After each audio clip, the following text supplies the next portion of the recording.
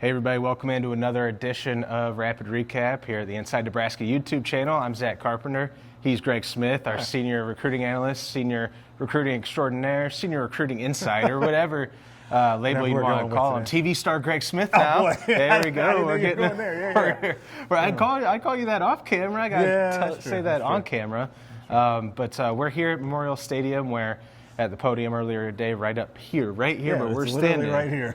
is where Matt Rhule took the stage, the lectern, the podium, the dais, to sort of recap a little bit the class of 2023. Yeah.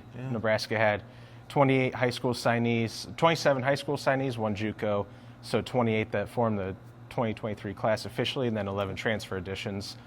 He did talk about some players like Jeremiah Charles and Ishmael Smith-Flores. Talked about Eric Gilbert, MJ Sherman, just the Georgia connection, a few other Billy choice Kemp players. A little bit. Yeah. But talked about several different things, but a couple of things caught my eye and ear. But Greg, what was your main takeaway? Yeah, I think that the top thing for me was just the team building aspect and how much that came up today. It's funny, it is the day of celebration for recruits and like putting a bow on the recruiting class, but you could tell the same way that I mentioned this when we talked to Terrence Knighton and Ed Foley, the same thing happened with Matt Rhule. I thought you could tell that he's ready to shift to football, right? Mm-hmm. He's ready to talk about, and he mentioned this a little bit, ready to get in the building with his guys and his team and be able to work with those guys. Is coming up here soon. They can start to observe those workouts and be there for some of that stuff. And so that's going to be helpful. Plus, like he said, he's learning, 100+ kids that he said are still kind of coming up to him and kind of introducing themselves to him each time he meets them, because there's like 100+ of them and one of him, right? Which I found kind of funny. But I think that those sorts of team building things, eating with each other at the cafeteria and doing that sort of stuff, really caught my attention of how they're going to now shift forward in kind of this next phase of building the team to the 2023 season. Yeah, I've always been interested, like when a new coach comes in, yeah, do they have like a earbug in their thing, like where the personnel director's saying, hey, that's Isaiah Garcia Castaneda, that's right. Xavier Betts, which are two of the guys that he talked about, right. that he was asked about, and sort of the connections there with, Jeff Nixon, yes. Nixon's son is the one, right? Yeah, because had that connection. He played here at Nebraska, was here for a couple of years. Will Nixon, who is now transferred to Washington, and so he came in the same recruiting class as Xavier Betts, and so they kind of put the bug in the ear. And it was just kind of funny to hear Matt Rhule actually admit, I didn't know who Xavier Betts was. He wasn't on the team when I got here. So, but in meeting him, he said directly that, he didn't go in the portal on me, so I didn't really hold that against him. If he wanted to have a conversation, and he did, they were able to do that and kind of bring Xavier back. I thought that everything he talked about with that, I thought was really good. Yeah, and obviously Xavier's one of 103 players right now on scholarship, which is 18 over the limit, which doesn't even need to be talked about too much because, the proverbial phrase has always been, these things take care of themselves. Yes, because they do. I said it on our board all the time. Every time they take care of themselves, but they do need to be down to 85 by the time fall. I don't know the exact deadline, but before the season starts. Yeah, so around fall camp. But there's another transfer portal window in the spring, just after or just right around the end of spring ball.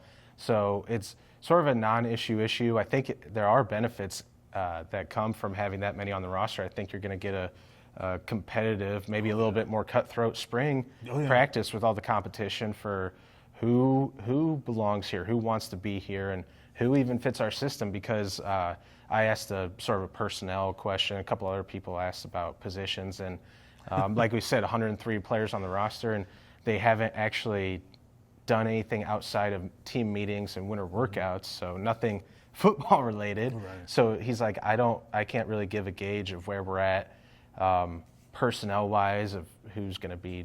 He didn't say this, but it's like he's not going to know who the starters are necessarily until you get into spring ball. But that was just one of my takeaways of this massive roster size. And he talked about the scholarship issue or scholarship situation a little bit.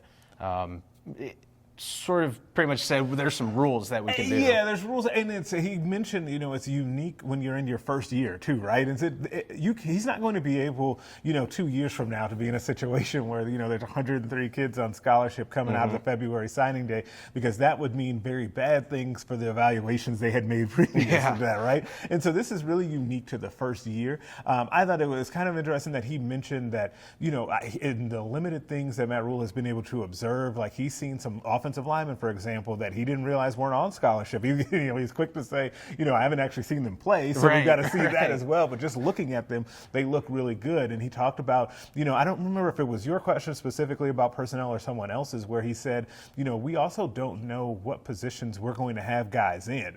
That to me was really interesting, because we get really locked in on, hey, this guy was an interior defensive lineman, or this guy was an edge before, and so he's always going to be that, or he was a safety. Maybe those guys can start to shift around and move. And he gave a couple of good examples throughout his history of times where that's happened for him.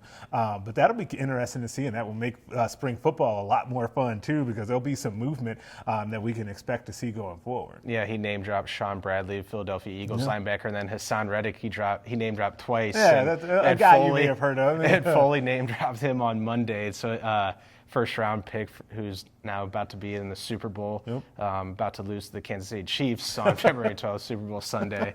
And he's become a recruiting tool that they can use, and an effective one at that. Good one. But I am glad you said that, because that's something I noticed. I wrote about in my 5 takeaways from today that you can read at nebraska.rivals.com.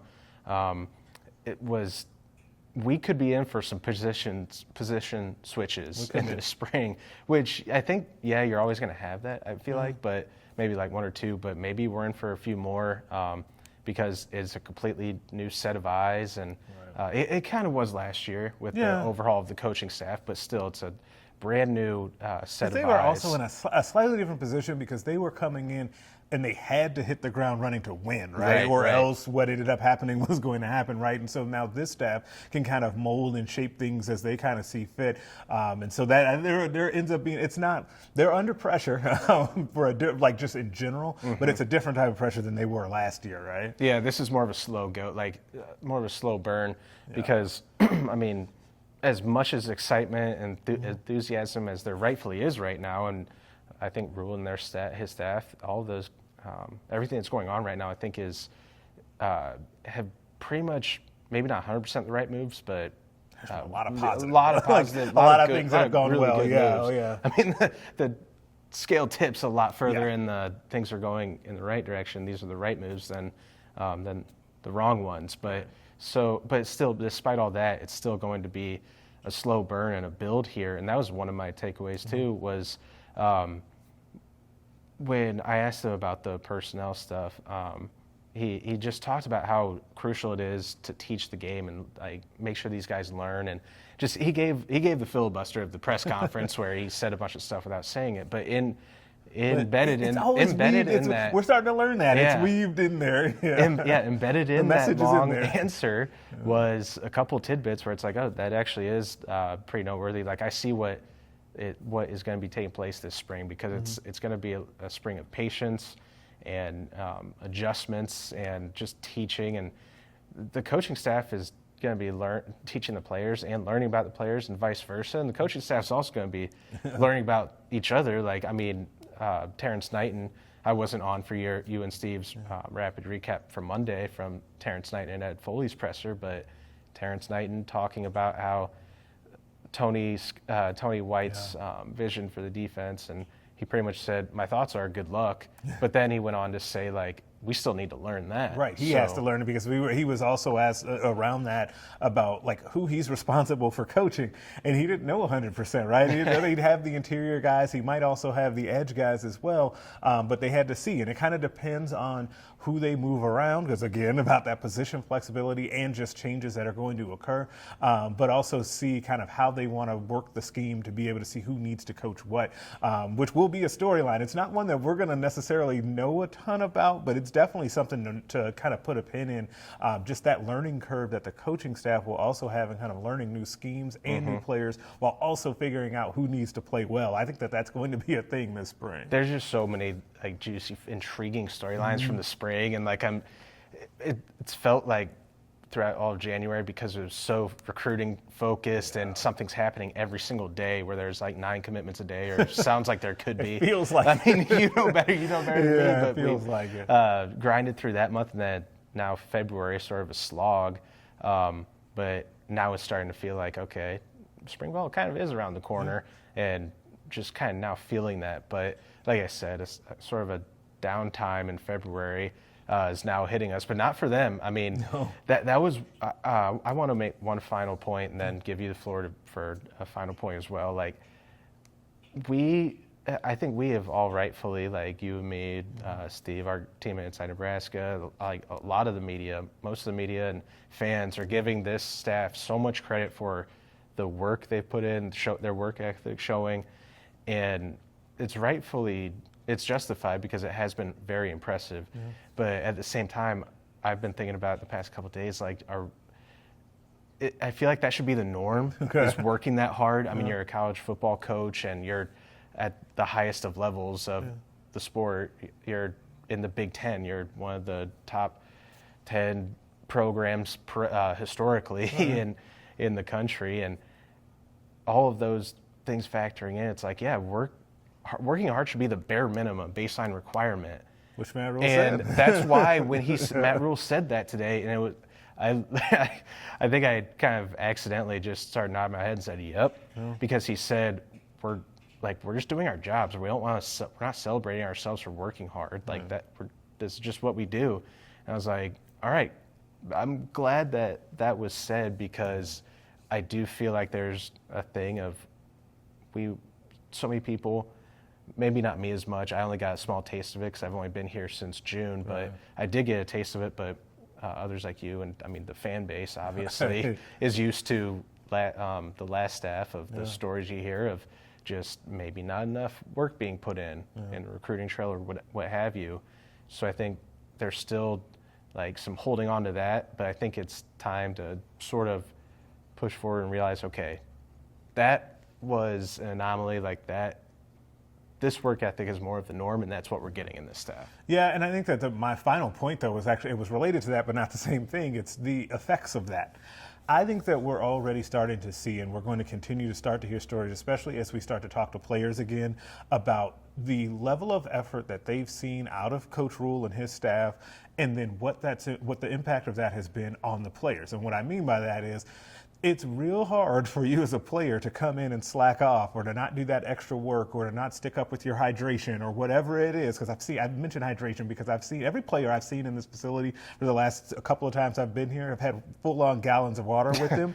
Like they're bodybuilders. Yeah, and LA so Fitness. I want to find out about that. I want to see if that has to be on purpose, right? But anyway, it's hard to ignore all of that stuff if you know that your coaching staff is really also hair on fire all the time, like Matt Rhule said today. Like, there is no come up for air right now. We're going to be go all the way through this thing because it's what we have to do. And then for them to say on the back end of that, it's just our jobs, that will trickle down to the players. Like, how could it not? That's how you end up building a team. And I know the buzzword culture, but that is how you end up doing that, because they've modeled that behavior. And so I've been really interested in that, and it'll continue to carry throughout spring football as well when we get to talk to players. Yeah, you can see sort of what the groundwork, that you could see the groundwork being laid. You see that foundation right now. And with them being in the community. So you saw what Matt Rhule talked about, how excited he gets about college tennis, right? And how he said, I think it was 27 football players he said went with him for that. Like, I don't want to say, but I don't know for sure that was happening before. And that's not even necessarily a slight on the previous staff or anything like that. It's just now something that they do because they've seen their coaching staff do it. And I think that's important and it's interesting. Yeah, a bunch of little facts like that, like what Rhule said, they went to Dish in Lincoln for dinner, like for his birthday, which was 2 days ago. Wait, yesterday. Yeah. Happy birthday! Happy belated birthday, Matt Rhule. Yeah. He went to Dish. I'm like, I know he's. I talked to him for like 10 seconds after just to introduce myself because I didn't get a chance to do that before. I'm like, me and you are kind of in the same spot. If we haven't been living here very long, like I've only been living in Lincoln since August. I'm like, I have no idea what Dish is, but there's like 3 people who just told me, you got to do it. Yeah. What is it? It's an Asian restaurant, or not an Asian Indian restaurant. People like it. It's I like chicken tikka masala. If that's how you, I don't even know if that's how you pronounce it, but I love that. Like, I love that dish. So it's a good dish. Wow. But we were dishing out takes and opinions here today from the press conference, and I don't know. It might be a little thin as far as media availabilities go. We'll find out in the next few weeks. Rhule said, we're not taking a break. He said, well, I did give the coaches a couple of days off. He said he gave them 2 days off. We'll see which one of them took it. Yeah, 2 days off. And sort of like that voluntary practice that coaches will tell you about. The practice is voluntary, but if you don't come, we hate you and you're not ever going to play. But no, they got a couple of days off, and then Rhule's not taking any days off. They're right back at it after that. Spring ball around the corner. Not exactly sure when it's going to start, but in probably mid-March. Looking around then, maybe March 8th at the absolute earliest, but probably after that. But I don't know. Anything else to add about today? Or It's an important day in reshaping the roster with 39 players coming in. I can't underscore that enough. It's kind of wild to think about 39 guys coming in. There will definitely be increased competition this spring. Yeah, there's a poster back in November, subscriber to the message board, who had said, I think he or she laid it out we're probably going to bring in close to 40 new players, like whenever the new staff comes. And I messaged you about this. I remember talking about that. I was like, I went from thinking that is ridiculous, 40 new players, come on. And then 10, 15 seconds later, I'm thinking about it, I'm like, actually, they're probably onto something. That actually seems like a pretty, seems like a realistic number. They still can get there with that second signing period, or the second transfer portal window. Exactly. Provided no one goes there. And Rhule, when talking about his scholarship situation, actually did talk about it and talked about adding more players because I would not be surprised. They're at 13 scholarship offensive linemen. He said he likes to always be at 16, so it's like, wow. Talk about music to the fan base of the year. It's like, how did we skip over that?